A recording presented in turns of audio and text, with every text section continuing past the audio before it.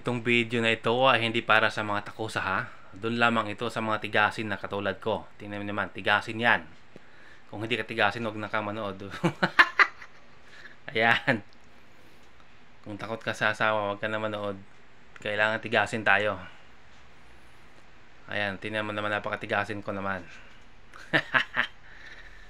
Tigasin tayo dyan pagkatapos ko magsain guys. Ako po'y naglaban na.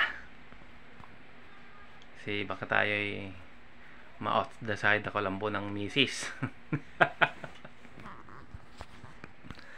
Kaya kayo hindi mga takosa dyan, wala, huwag kayo manood dito kung hindi kayo takosa. Pero guys, yung tayo mga kalalakihan na tumutulong sa ating mga asawa sa paglalaba, hindi po takusa ang tawag dyan. Ang tawag po dyan ay marunong na tayo sa buhay. Kasi alam natin na meron na tayong pamilya, alam natin na nag-asawa na tayo. At ang ating obligasyon ay tumulong na sa ating mga partner. Kung dati tayo pa inom-inom lamang, palaro-laro ng ML, kung ano-ano pa, dapat kung ikaw may asawa na, dapat alam mo na ang iyong obligasyon. Huwag mong iasa sa iyong asawa lamang ang mga gawaing bahay, kagaya ng pagwawalis, paglalaba at paghuhugas ng pinggan. Kailangan tumulong-tulong ka rin sa mga gawaing bahay. Hindi po takusa ang tawag dyan. Yan po ay tigasin. Yan po ang tunay na tigasin, hindi po takusa. Kasi ang tigasin, yan yung mga tumutulong sa gawaing bahay. Yun yung alam nilang kailangang responsibilidad sa buhay may asawa.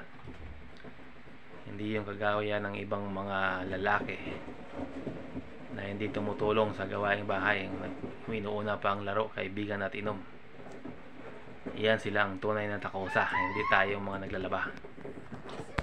Dahil tayo mga naglalaba, tayo talaga yung mga tunay na tigasin.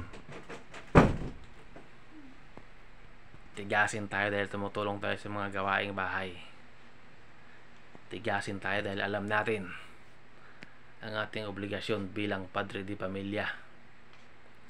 Yan ang tunay na tigasin. Kung ikaw ay naglalaro lamang, painom-inom, hindi ka tumutulong sa gawaing bahay, hindi ka tunay na tigasin.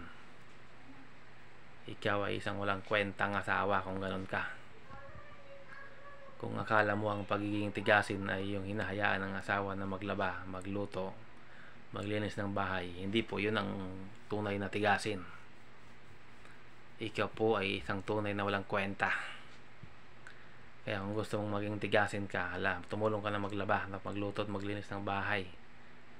Huwag mong hayaan ng iyong asawa lamang ang kikilos.